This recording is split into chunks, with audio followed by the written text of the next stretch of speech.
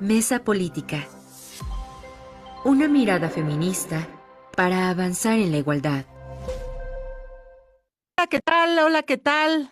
5 de enero del 2026. Gracias por sumarse a esta mesa política, pues iniciando formalmente el año, este nuevo año 2026, un año que inicia pues con muchos temas muy importantes, una agenda política que sin duda nos llama a la reflexión de lo que viene, lo que nos está deparando y pues es un placer como siempre que estén nuestras analistas aquí en esta mesa.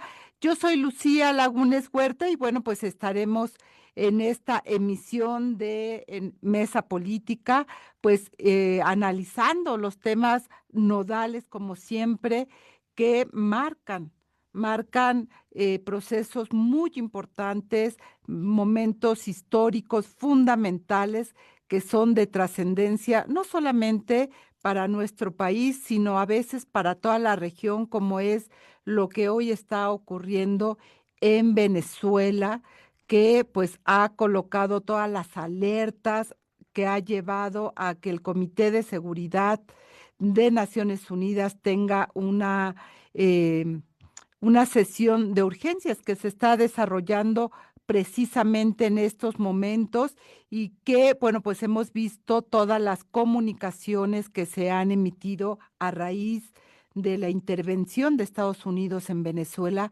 que no es cosa menor.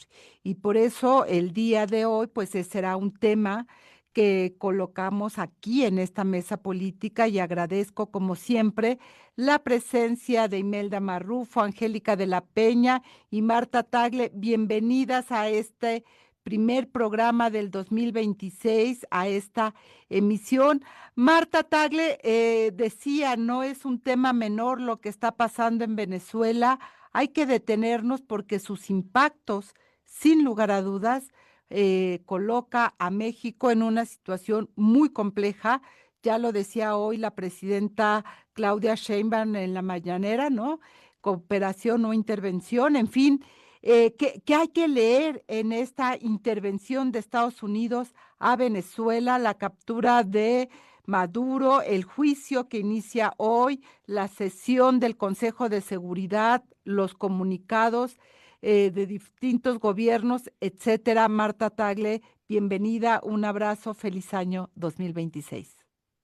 Hola, muy queridas compañeras, amigas, toda la equipa de CIMAC, Lucía, Angélica, Imelda, integrantes de esta mesa política. Pues primero desearles a todas las personas que están conectadas en este momento que tengamos un gran inicio de año. De entrada, pues ha sido un inicio bien movido, empezando por el sismo que sentimos en la Ciudad de México para quienes vivimos por acá, desde a Guerrero, Morelos, toda esta zona que sí iniciamos bien movidas el año, medio asustadas con la alarma, y después como bien lo dicen, con el tema de Venezuela. Entonces un inicio de año bien movido, pero más allá de eso, de verdad desearles que sea un año en el que se puedan concretar todos sus planes, proyectos y que esté lleno de muchas felicidades y sobre todo de mucha salud y momentos memorables con sus seres queridos. De verdad, un fuerte abrazo para todas y para las personas que están escuchándonos hoy en esta mesa política.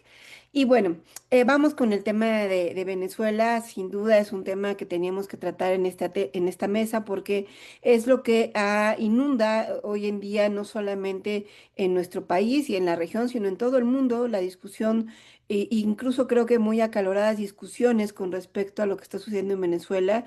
Creo que ninguna de nosotros ha quedado al margen de las discusiones que se dan en las chats, en las redes, con posiciones a favor o en contra de lo que está sucediendo, porque por una parte se puede ver a la gente que en Venezuela salió a manifestarse contenta por la salida de Maduro, porque lo haya sustraído el gobierno de Trump y se lo haya llevado a Estados Unidos, pero por otra parte, habemos pues muchas personas que también estamos muy preocupadas justamente en las formas en las que el gobierno de Trump, y subrayo el gobierno de Trump, hizo esta captura de Maduro, de un gobernante de Venezuela que, como sabemos, pues ya tenía alrededor de 13 años gobernando ese país, pero viene además de todo el chavismo que tiene más de 25 años dominando a Venezuela y que ha significado, lo que ha significado es en estos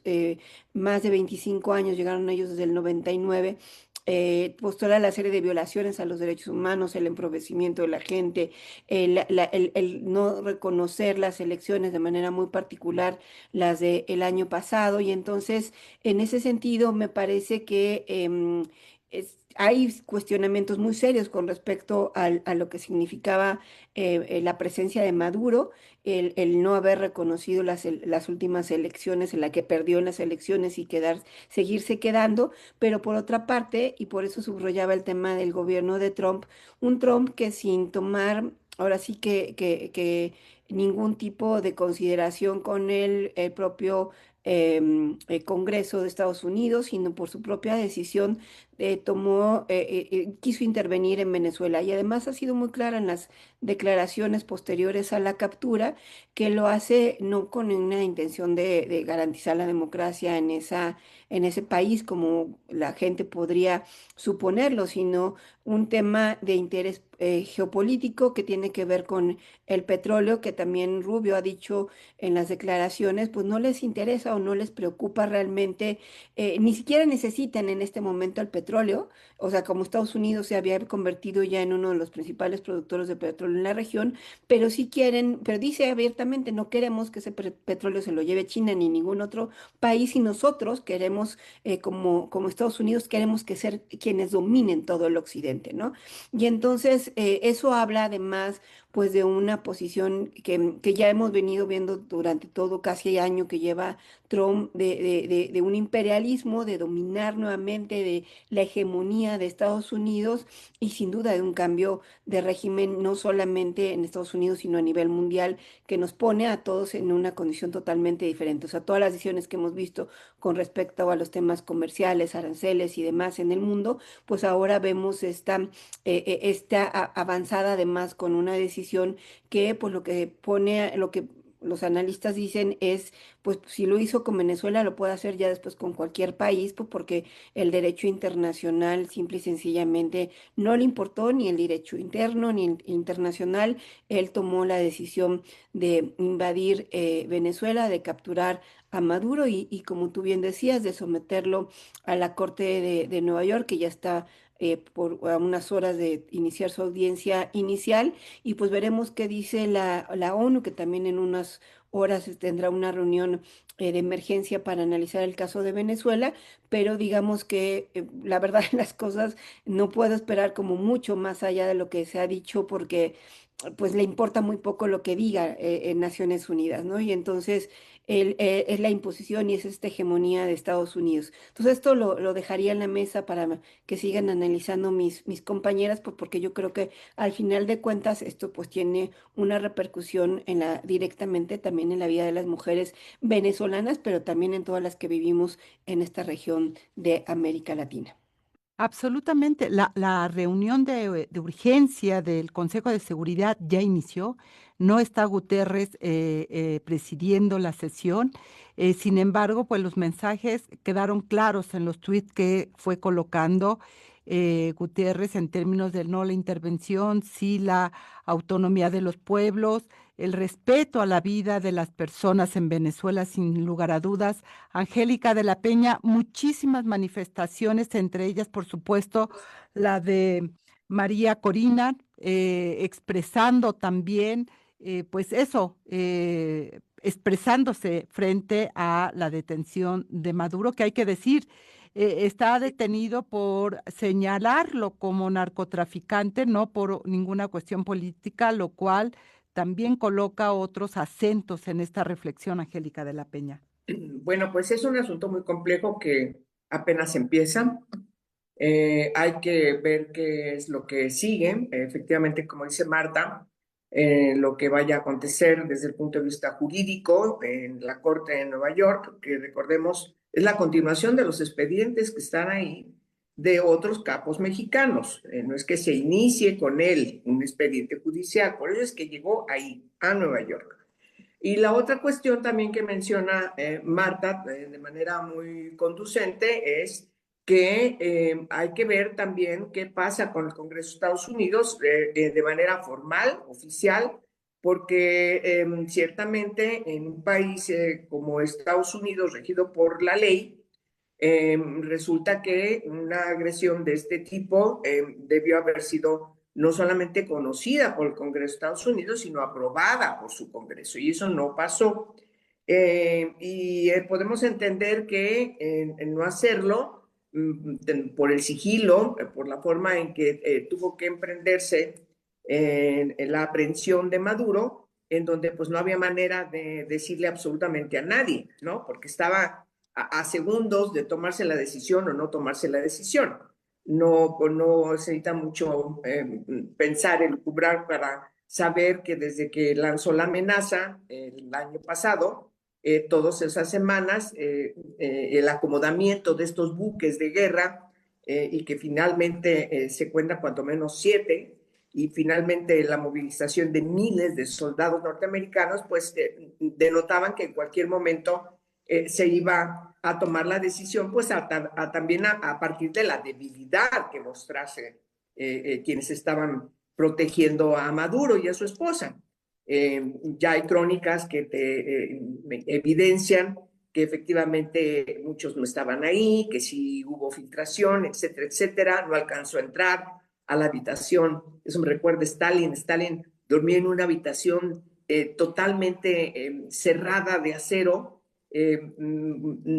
Era tanta la paranoia y el cuidado que tenía. Bueno, pero también Maduro no dormía nunca en el mismo lugar. Piezas, se cuenta muchas anécdotas de piezas que recuerdan incluso dónde dormía Stalin y cómo lo hacía. Es decir, fue una situación desde el punto de vista de la aprehensión quirúrgicamente perfecta. Trump dice que no hay ningún caído por parte de Estados Unidos, pero aún no se sabe con puntualidad, pero sí deben ser decenas de venezolanos, ya sabemos que 32 cubanos también, de la fuerza personal que tenía Maduro, que cayeron en este ataque que, si bien hay una simpatía más o menos general de que se haya aprendido a Maduro, este dictador causante de muchísimos asesinatos, desaparición forzada, el exilio de casi 8 millones de venezolanas, venezolanos, etcétera. Pero la otra discusión es ¿y por qué esta muestra de fuerza evidencia que ya Naciones Unidas, que en la Carta de Derechos Humanos, la violación al artículo 2 de esta carta, en donde se establece con puntualidad que todos los países deben respetar la no intervención y la soberanía de todas las naciones del mundo? Bueno, pues Trump, eso para él no es importante, no es trascendente. Y mi querida Angélica, ahí precisamente creo que está uno de los temas nodales que hace la división. Es más allá de las simpatías o no de Maduro, sino las implicaciones que tiene esta intervención brutal de Estados Unidos en este país y la soberanía de cualquiera, como puede ser Venezuela o cualquiera, incluso México. Vamos a ir a un corte de estación y, si les parece, volvemos con el tema Imelda Marrufo. Vamos a un corte de estación, estamos en Mesa Política, no se vaya. Estamos de regreso aquí en Mesa Política Dignificada de nuestra queridísima Lila Downs, a quien mandamos un saludo. Esta cantante, compositora mexicana, por supuesto, nos acompaña también esta mañana. Ya decíamos, Imelda Marrufo, creo que esto coloca sin lugar a dudas también las lecturas, porque la democracia o el término, la justificación de la intervención de Estados Unidos no es precisamente el tema democrático, sino este señalamiento hacia Maduro en términos de formar parte del Tren de Aragua, etcétera, y esos son los cargos que tendrá que enfrentar y no necesariamente esta parte política, aunque bueno, todos los analistas y los expertos están señalando que sin lugar a dudas la intervención de Trump tiene que ver con el petróleo, por supuesto, de Venezuela y con los recursos que de ahí emanan. Y es muy importante el papel que están jugando también las mujeres en este momento. No solo María Corina Machado, sino la presidenta que queda en lugar de Maduro, Dilcia, quien ya ha dicho que propone una colaboración con Estados Unidos. Imelda, ¿tú cómo lo miras? Claro. Bueno, también, por supuesto, feliz año y abrazos y saludos a quienes nos escuchan.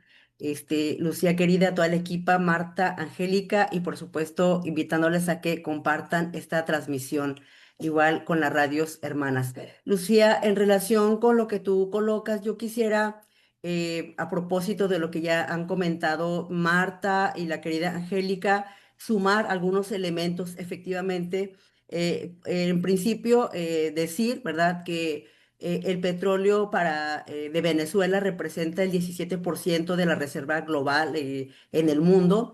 Y en ese sentido, por supuesto que sí es un elemento importante, efectivamente, en el cual Estados Unidos ha querido, pues no solamente adueñarse, no porque necesite dinero, pero más dinero, sí, Marta querida, por supuesto que no sobra y sobre todo frenar a estas otras economías que además no solo se trata de la reserva petrolera, sino también de la moneda, que efectivamente es importante para China, por ejemplo, el fortalecimiento de su moneda y Venezuela estaba pues en esa misma posición. Entonces me parece que ese es un elemento, Lucía, importantísimo este tema de lo que representa la capacidad de Venezuela en términos de esta comercialización con estas otras potencias. Decir que si bien la querida Marta ya comentaba, y tú de alguna manera, Lucía, al momento de que yo la verdad no veo que las posiciones o las posturas, también inclusive de colegas y compañeras de las organizaciones mexicanas, Lucía, que también Marta, Angélica, han emitido y nos hemos sumado a pronunciamientos en México también en cuanto a esta situación. Decir que nadie, digamos, en el sentido amplio, podríamos defender efectivamente a Maduro en tanto persona, ¿no? Por lo que ha venido haciendo en cuanto a una serie de elementos en los que no coincidimos desde una postura como defensoras de derechos humanos, Lucía. Recordar y que en ese sentido me parece bien importante que tanto las organizaciones de derechos humanos mexicanas y otras más hemos estado muy claras. Recordar que ante esta situación de crisis que ya viene, de la cual viene arrastrando Venezuela, Lucía, en esta materia, entre 2015 y 2025, digamos, se tienen aproximadamente contabilizadas, de acuerdo a varias fuentes que yo pude revisar, al menos 7,74 millones de personas refugiadas y mujeres o migrantes venezolanas en el mundo. Este es un dato sumamente importante. Países de acogida en la región tienen alrededor de 6,8 millones de personas. Esto nos puede hablar de por qué en otras partes de los países vemos en las redes sociales celebraciones, Lucía, de muchas venezolanas y venezolanos que están refugiados en otros lados, y también la situación de los y las presas políticas que se tienen contabilizadas alrededor de 800 y 900 personas, al menos 106 mujeres, de acuerdo a la organización o a esta plataforma de Foro Penal, que daba cuenta en el diciembre pasado. Recordar también, yo leía hace tiempo atrás, hace un año más o menos, aquel documento de la misión de Naciones Unidas que hablaba y documentaba de los patrones de detenciones arbitrarias, de tortura, de violación sexual y posibles crímenes de lesa humanidad. Todo esto efectivamente, Lucía, no le interesa al gobierno del presidente Trump, efectivamente. No va en esa misma línea, aunque por supuesto que ellos lo tienen documentado. Entonces yo diría, esta situación de la que estoy comentando y un poco jalando este hilo que ya se decía por mis compañeras, es lo que hace que efectivamente la discusión esté centrada más en la situación de lo que implica para la región latinoamericana el uso de la normalización de la fuerza, de este tipo de fuerza brutal de los Estados Unidos sobre el derecho internacional, que por cierto ya venía dándose en otros países de otros continentes, Lucía. Entonces, va por ahí. A ver, aquí hay varios temas, ¿no? Aquí hay varios temas, sin lugar a dudas.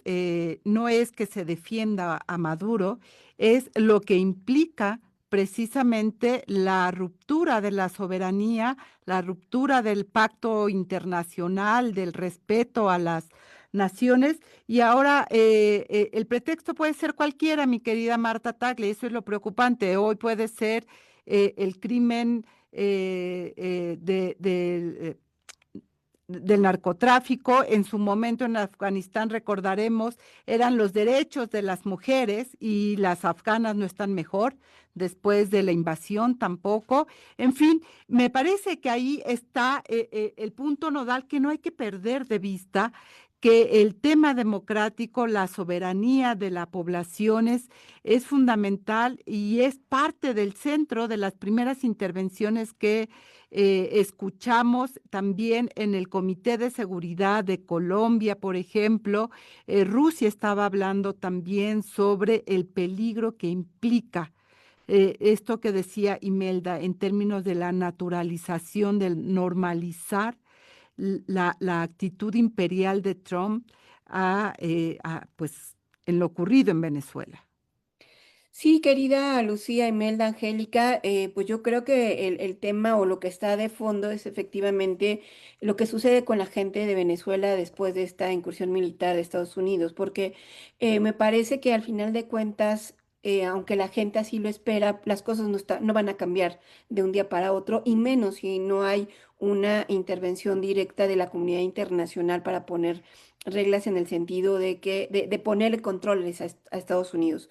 ¿Por qué lo digo así? Primero porque el propio Marco Rubio reconocía, y ahorita lo comentaba Imelda, el que hay 8 millones de personas, de venezolanos que están fuera de Venezuela, que tuvieron que huir por las condiciones en las que se encontraba Venezuela. Y esto, o sea, el regreso de estos 8 millones de personas no va a ser ni inmediato ni viable, y quizás muchas de esas personas ni siquiera planean regresar, porque ¿qué implicaría poder regresar a Venezuela? No solamente condiciones de democracia, sino la posibilidad incluso de contar con trabajos, con posibilidades de desarrollo, educación, etcétera, que no, eso no va a ser inmediato, y tampoco no se está poniendo todavía sobre la mesa. Entonces, de entrada, eso lo que hay que decir. Y en la mañana yo escuchaba a analistas directamente venezolanos que comentaban un poco lo que ya decía Angélica, la claridad de que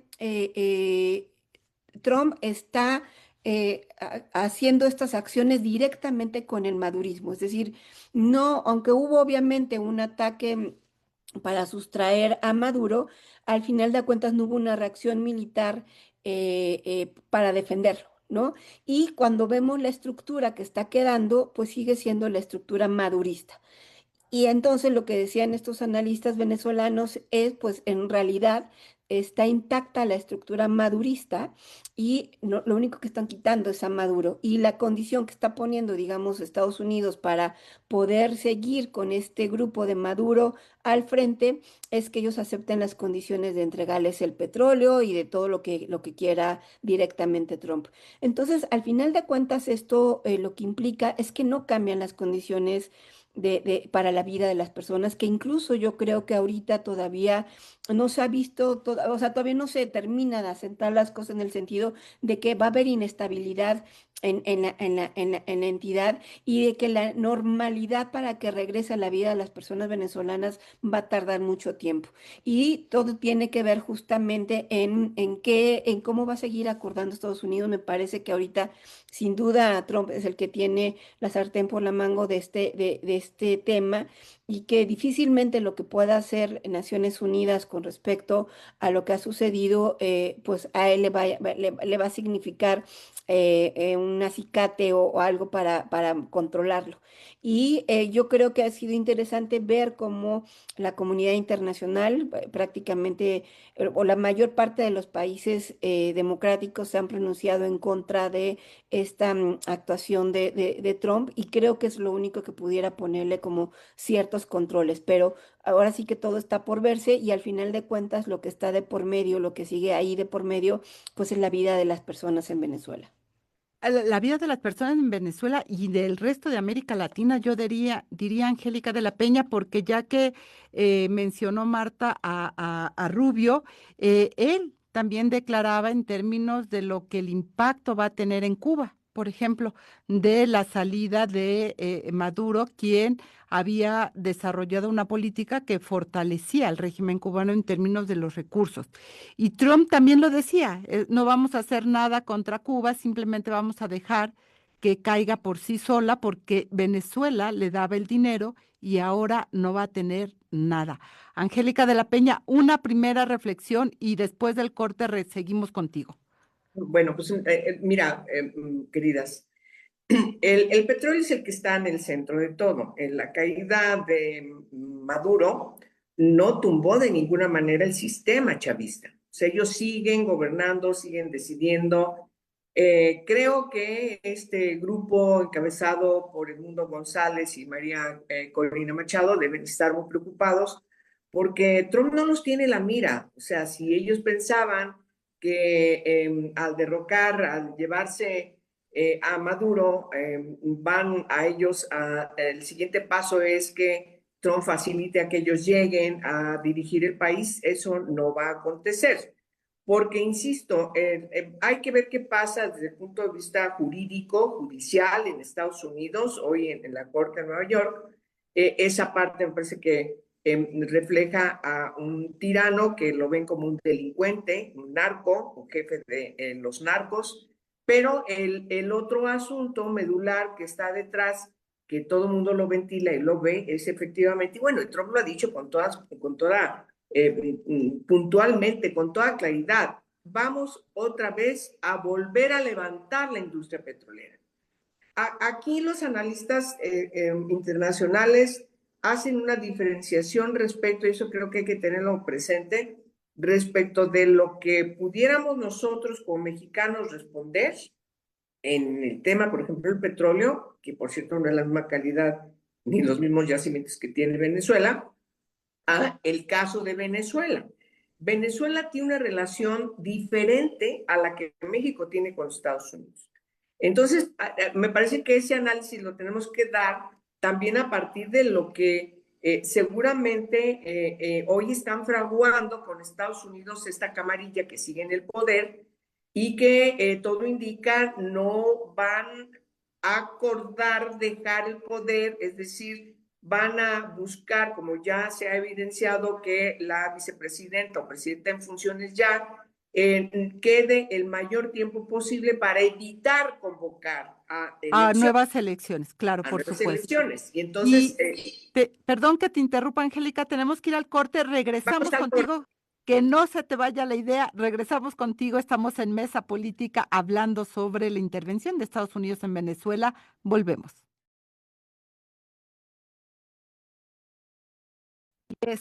Esto que escuchábamos se llama Libres de Mora Navarro. Ella es una cantante, compositora, productora argentina. Y déjeme darle el saludo también a las radios hermanas, a Radio Monarca 106.7 de FM, que está ubicada en el municipio de Contepec, en el estado de Michoacán. Y saludos también a Radio Joco 106.9 de FM, en el municipio de Jocotitlán, Estado de México. Feliz año también para estas radios, así como en esa radio 97.3 de FM, que usted ya lo sabe, todos los jueves en punto de las 11 de la mañana se retransmite íntegramente esta mesa política. Angélica de la Peña, estabas precisamente señalando esta, digamos, esta falta de respaldo, por supuesto, de Trump en cuanto a Edmundo y a Corina Machado, y la discusión que está en el centro es precisamente el petróleo, quién se va a hacer o cómo se va a hacer el control. Y déjame decir, porque Trump decía en relación al petróleo en una conferencia de prensa que dio, es que ya estaba hablando con los industriales, con los empresarios petroleros de Estados Unidos para que restablezcan la industria petrolera en Venezuela. Sí que también el botín está por ahí, Angélica de la Peña. Pues sí, claro, porque además se aduce que esa industria estaba hecha un desastre en estos años.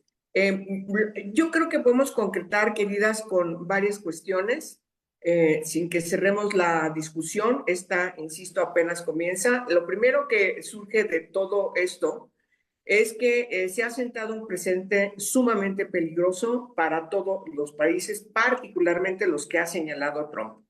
Tiene la mira no solamente a Cuba, tiene la mira a Colombia y tiene la mira a México, y vayan ustedes a ver a quiénes más.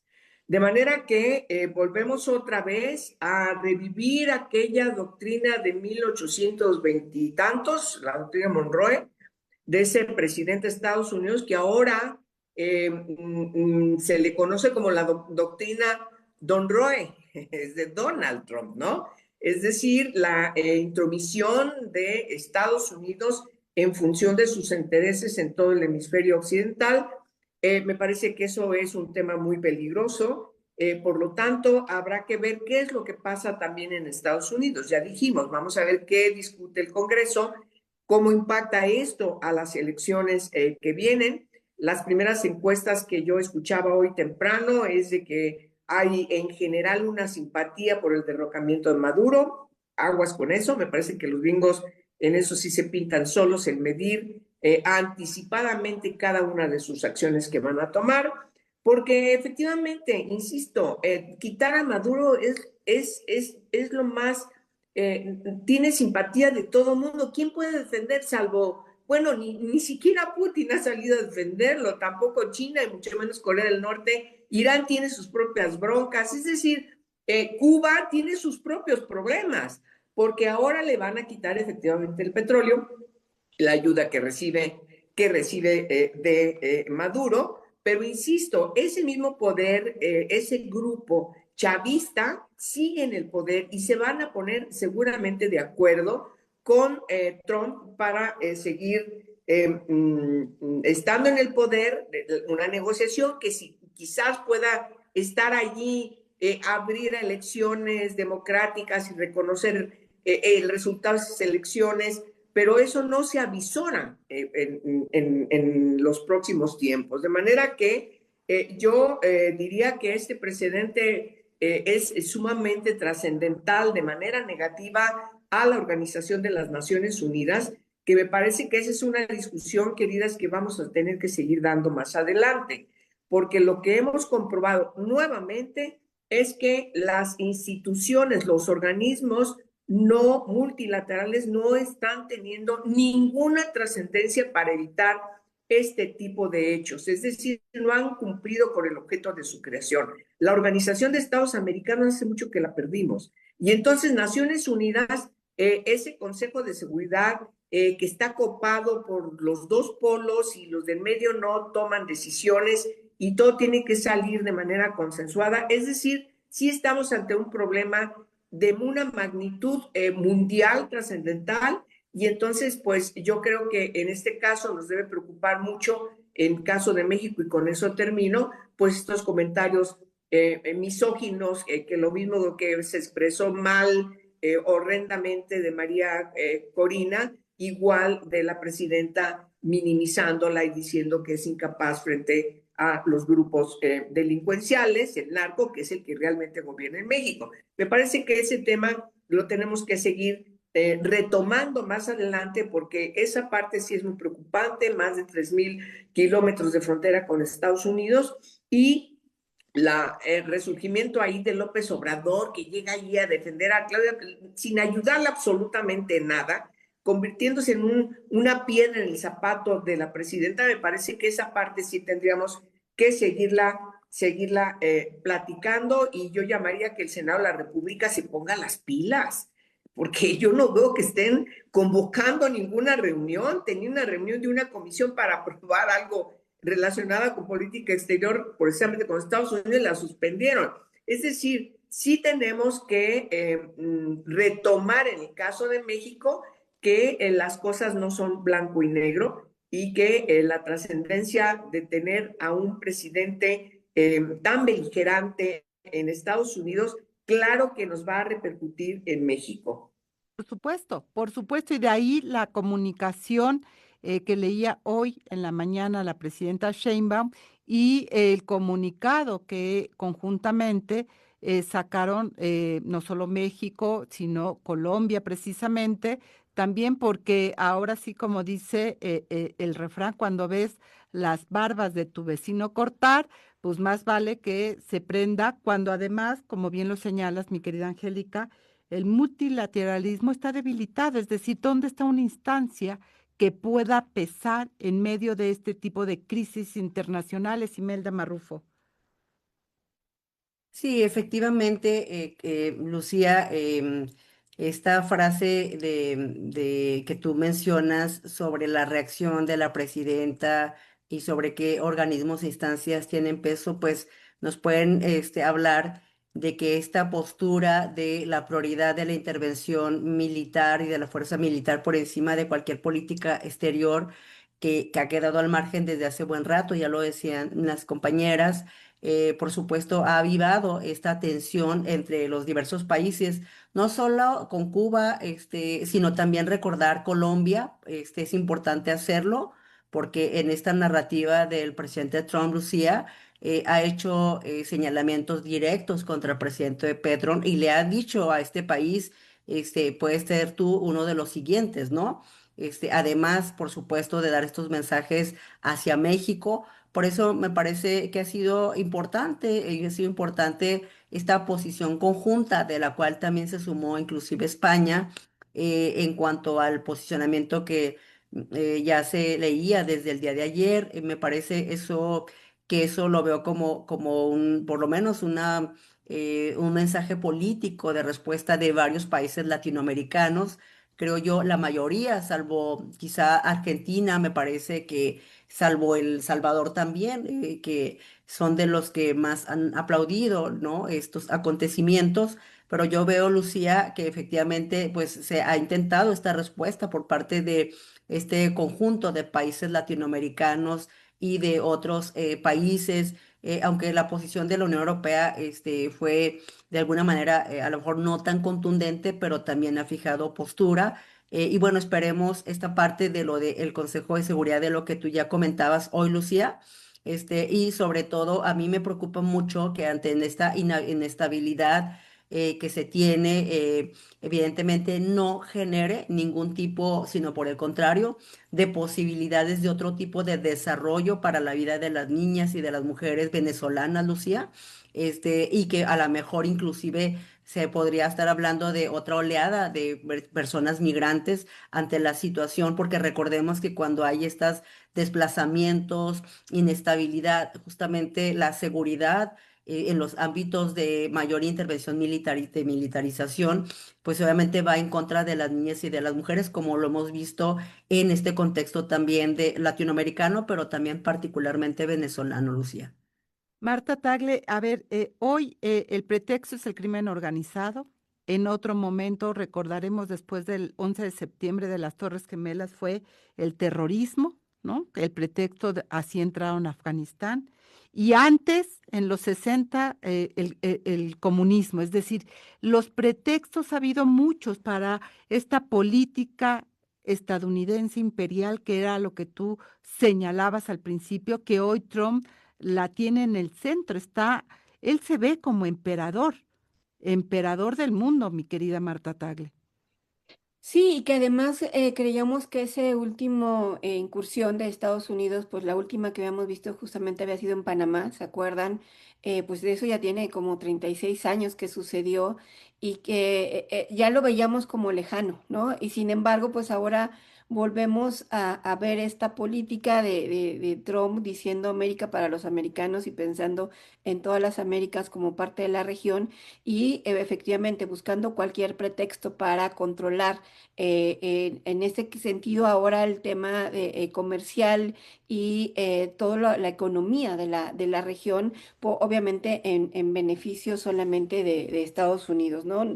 Porque vuelvo a poner en la mesa, no les interesa en lo más mínimo pues que haya un desarrollo integral de toda la región, como se pudo haber pensado en su momento en la Unión Europea, etcétera. Aquí el único es el interés hegemónico de Estados Unidos por encima de la región. Y sin embargo, yo también quisiera decir que con respecto a este comunicado que de manera conjunta sacan varios países, que si bien, como les digo, me parece que la única manera que hay de tratar de ponerle ciertos controles, intentar, porque por todo lo que estamos hablando de Trump y cómo se está desarrollando las cuestiones estos últimos días, está difícil ponerle controles. La única manera sí es a través de los partidos, de los países de la región y del mundo que pueden ponerle un control ahí. Sin embargo, yo sí quiero poner en evidencia un poco también por lo que comentaba Angélica con respecto a México, y algunos de los países que firman este comunicado, en el sentido de que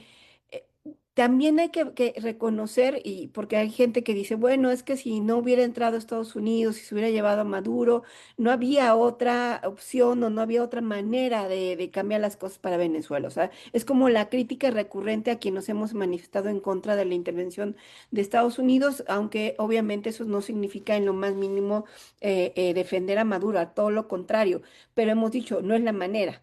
¿Y qué es lo que sucedió? O sea, hay que reconocer también que México y otros países de la región tuvieron una posición bastante tibia con respecto a Maduro.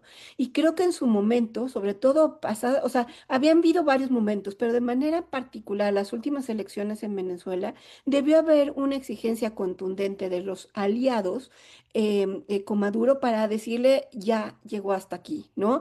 Y que se reconociera el resultado de las elecciones, que mostrara incluso las pruebas, porque nunca mostró las pruebas de que él había ganado las elecciones.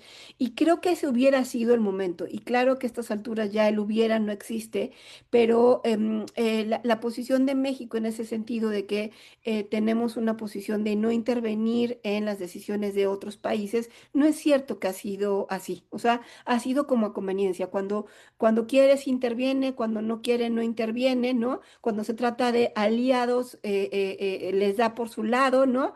Y eso es lo que hemos estado viendo. Y entonces, de cara a lo que viene, ¿no? Creo que la exigencia debe colocarse también en el sentido de que mantengan una posición firme y que defender o oponerse a la invasión de Estados Unidos, a la manera que irrumpió Trump en Venezuela, no implica seguir reconociendo al gobierno de Maduro. Y creo que eso no queda lo suficientemente claro en la posición del gobierno mexicano, porque pues han visto o no han querido ver como un enemigo, o pretextando que la democracia y que lo que quiera Venezuela es lo que está sucediendo cuando no es así.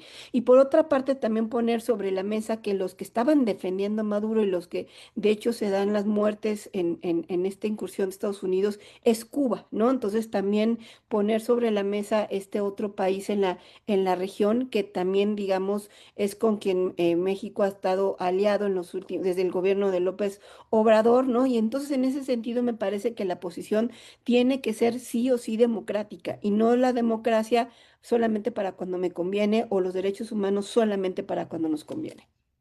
Como bien lo decía Angélica, mi querida Marta Taglia y Melda, esto apenas inicia y todavía tendremos que ver en qué va a concluir y cómo le va a Venezuela. Así que vamos a ir a un corte de estación, no se vaya, estamos en Mesa Política, volvemos. Ya estamos de regreso. Lo que estábamos escuchando es Mujer Detente de Leiden.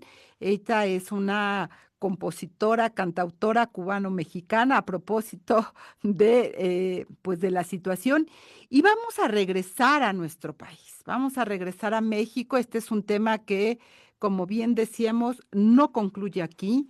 Esto apenas está iniciando todavía. El desenlace no está claro y vamos a seguirlo sin lugar a dudas de manera muy puntual, pero tampoco podemos cerrar o omitir lo que ocurrió el fin de mes del año pasado, en diciembre del año pasado, donde varias sentencias ocurrieron a favor de los derechos humanos de las mujeres. Y estamos hablando del caso de doña Ernestina Asensio Rosario, esta mujer indígena veracruzana que en el periodo de Calderón fue violada por militares. Ustedes recordarán, Calderón dijo es una gastritis vieja, mal atendida y por eso falleció. Finalmente el caso va a la Corte Interamericana y hay una resolución al respecto que me parece sumamente interesante y valiosa para atender. De la misma manera, en la Corte Interamericana, Norma Andrade, esta defensora de derechos humanos, madre de una de las mujeres encontradas en Campo Algodonero y que tiene que ver con la sentencia precisamente de Campo Algodonero, lleva mente nueva a la corte el caso y tiene que ver también con el tema de los derechos de la infancia, mi queridas. Uno de ellos tiene que ver con la orfandad producto del feminicidio, que es un tema que poco se ha hablado aquí en CIMAC Noticias. Fue un tema que colocamos desde hace tiempo de manera muy puntual. Y bueno, aquí en nuestro país, en México, la sentencia contra el feminicida de Cecilia Monzón. Tres sentencias, dos internacionales, una nacional con repercusiones que no podemos dejar pasar, Angélica de la Peña, por el impacto que tendrían que tener en nuestro país y que al menos de lo que yo alcancé a mirar, porque sí le preguntaron a la presidenta, en el caso de Ernestina dijo, se cumplirá, quiero ver que lleve a los militares a la corte, que ese es un tema nodal. En el caso de Norma Andrade, no hay mayor comentario. Y en el caso de Cecilia Monzón, lo que dijo la presidenta es pues que ya está en el caso de Cecilia cero impunidad a todos los feminicidios, pero no quiso entrar a más tema por ahí, sino más bien se desvió y dijo, ah, sí, y el caso del procurador, por cierto, de Morelos, que ahí no lo tenemos pendiente, en fin, se salió por la tangente. Angélica de la Peña, ¿cómo miras? ¿Cuál es tu análisis sobre estas sentencias y lo que viene para este 2026? Bueno, en primer lugar, me parece que es muy importante retomar el caso de Cecilia Monzón, porque fue muy complejo llegar finalmente a que tuviese esta sentencia, su feminicida. Recordemos que las quejas de sus abogados, de su familia, particularmente su hermana, que además es abogada y estuvo todo el tiempo al frente, enfrentaron muchas dilaciones, audiencias aplazadas, etcétera. Y me parece que más allá de que este señor se aducía, se presumía de tener muchos contactos políticos por su trascendencia como político dentro de un partido en los propios gobiernos de Puebla, finalmente se logra que tenga una sentencia de 60 años. Yo creo que esa sentencia es ejemplar, no vuelve a la vida ni mucho menos de Cecilia, pero se convierte en un ejemplo que debería trascender a todo el ámbito del poder judicial, de la Procuración de Justicia, anticipadamente antes de llegar al Poder Judicial, para fincar de manera debida todos estos expedientes que están integrándose de mujeres asesinadas por ser mujeres. Yo creo que es muy importante lo que finalmente se logró con esta sentencia, porque es un acicate que va a trascender a otros casos. Yo así lo esperaría y es una tristeza cómo se tiene que estar enfrentando a todos estos procesos judiciales. Creo que, y con eso terminé en el caso de Cecilia, me parece que ha sido muy trascendental quienes han llevado el caso. Me parece que ese es algo que se tiene que demostrar también, evidenciar, porque no todas las mujeres, no todas las familias de mujeres asesinadas tienen las condiciones para poder llevar hasta sus últimas consecuencias este tipo de casos. Me parece que ese es un llamado de atención que necesitamos reconocer en el caso de la familia de Cecilia, que de manera muy puntual, de manera muy clara y sobre todo debidamente procesado, se llega a lograr que este feminicida no se salga con la suya. Quiero detener por obviedad del tiempo en el caso de Ernestina Asensio. Ese fue un caso tremendo que, si tú recordarás, llevamos desde el principio.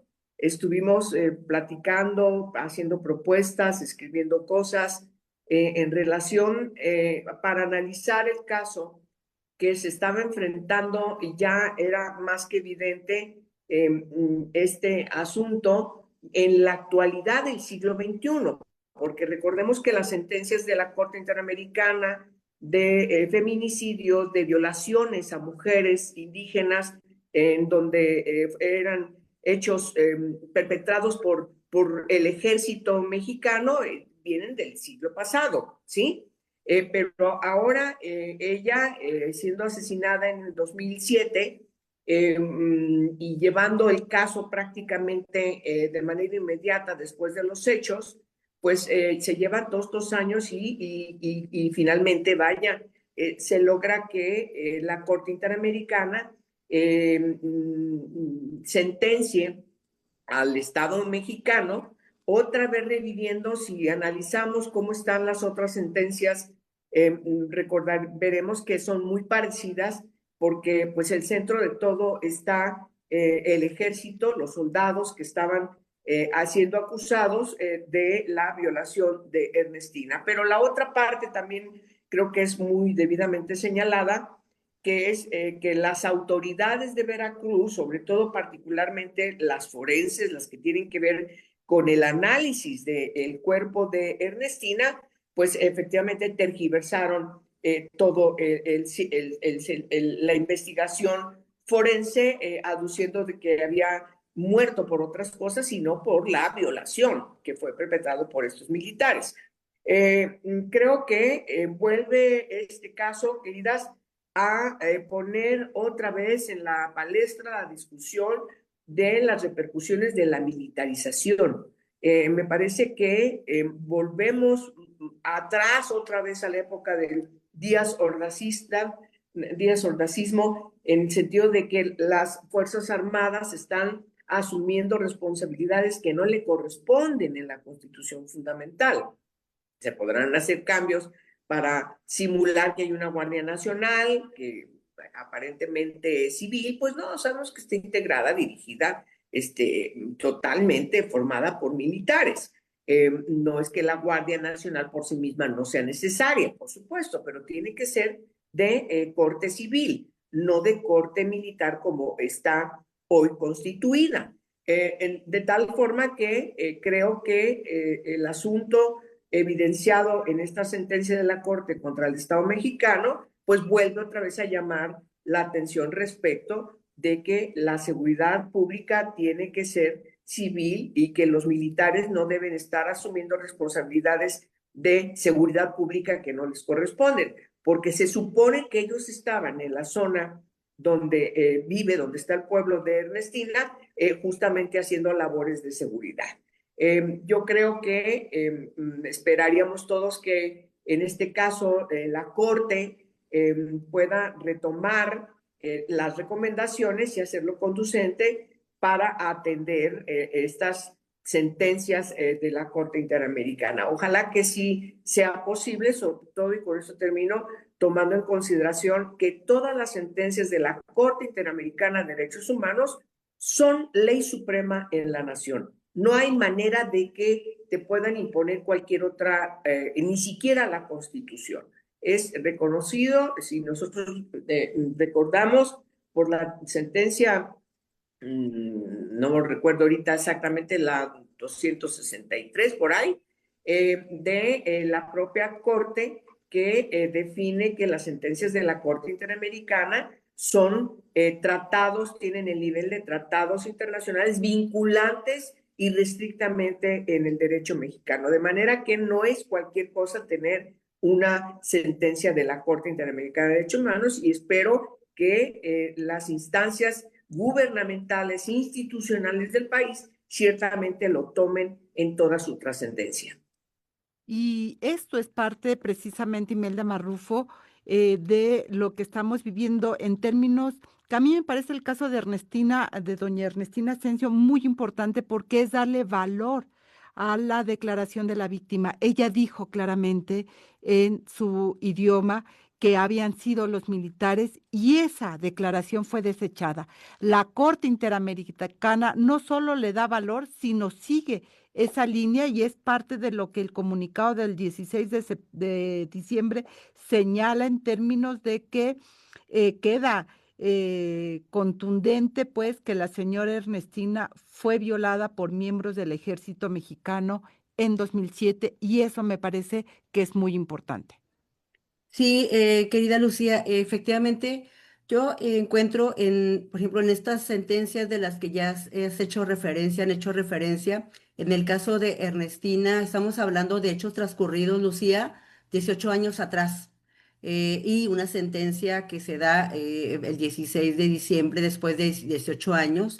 Leí algo de esta sentencia y me parece riquísima poderlo luego conversar en términos de todo este contexto de discriminación contra las mujeres indígenas y a lo que la Corte condena al Estado mexicano. En el caso de Lilia Alejandra García Andrade, estamos hablando de hechos ocurridos el 14 de febrero del 2001, 24 años después, y bueno, ya de Cecilia Monzón ha comentado Angélica algunos elementos. Yo diría, Lucía, Marta, que estas sentencias constituyen, por supuesto, una agenda de obligaciones de cumplimientos para este año y me gustaría que las pudiéramos ver de esta manera. Se suman las sentencias, Lucía, a lo que el Estado mexicano tendría que dar cuenta, las obligaciones que tiene ya después de más de un año de este gobierno que inició de Claudio Sheinbaum, y me parece que no puede defenderse o no puede decir que los avances de este gobierno constituyen, como lo hizo en el caso de la audiencia del caso de Lilia Alejandra, que los avances están relacionados con la distribución de la cartilla de los derechos de las mujeres y de la reforma constitucional. Me parece que ya eso suele ser un poco vergonzoso, que eso se diga que tiene que ver con los avances. Por eso yo invitaría, pues, a que lo discutiéramos más ampliamente en un términos de cuál es la agenda a partir Total. incluso de lo que ya se tenía pendiente y de lo que las sentencias han sumado. Totalmente de acuerdo. Marta Tagle, una frase y seguimos en el programa del próximo lunes porque efectivamente es para mucha más profundidad. Sí, no, hay que seguir analizando este tema y creo que vale la pena que lo tratemos en los siguientes programas. Pues ya está. Muchísimas gracias. Nos ganó el tiempo con el tema de Venezuela. Era obvio por todas las dimensiones. Gracias, Angélica de la Peña, Imelda Marrufo, Marta Tagle, por estar aquí en esta mesa política y iniciamos con una muy buena intervención por parte de ustedes. Muchísimas gracias. Recuerde que la producción de este programa corrió a cargo de Lucero Zamora, Abril Holguín en la asistencia de producción, Marlene Galván, quien realizó el guión y la selección musical. Yo soy Lucía Lagunes Huerta y bueno, nos escuchamos el próximo lunes en punto de las 10 de la mañana en una emisión más de Mesa Política, una mirada feminista para avanzar en la igualdad. Recuerde que nos puede escuchar la retransmisión todos los jueves a las 11 de la mañana a través de la frecuencia del 97.3 de FM en esa radio y también saludos a Radio Monarca 106.7 de FM en el municipio de Michoacán de Ocampo y también a Radio Joco 106.9 de FM ubicado en el municipio de Jocotitlán, Estado de México. Tenga excelente semana, seguimos pendientes. Hasta pronto. Mesa Política. Una mirada feminista para avanzar en la igualdad.